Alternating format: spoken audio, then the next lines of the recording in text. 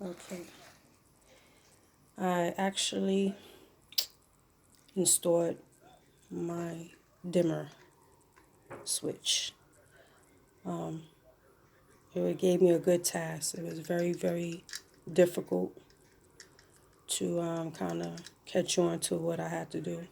And I was having problems with the lighting because for some reason, my very first time, I actually kind of wired it wrong. So I had one of those current flash thing and everything shut off. Okay, it comes with the practice. The second, I wired it right, turned it on. The light did come on, but when it was time to dim the light, it wasn't working. What I had to do is do a little research and actually go on YouTube. Great, great thing they discovered, and watch and paid attention. And the situation wasn't that the switch wasn't working or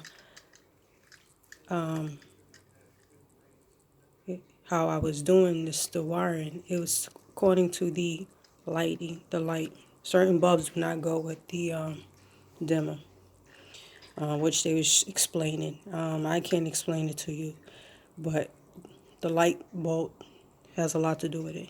I finally figured it out. I finally did it, and now I have my dimmer.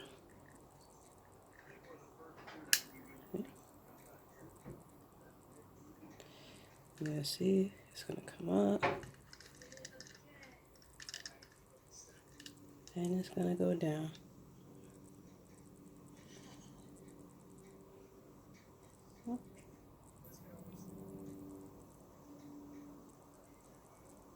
This is the dimmer.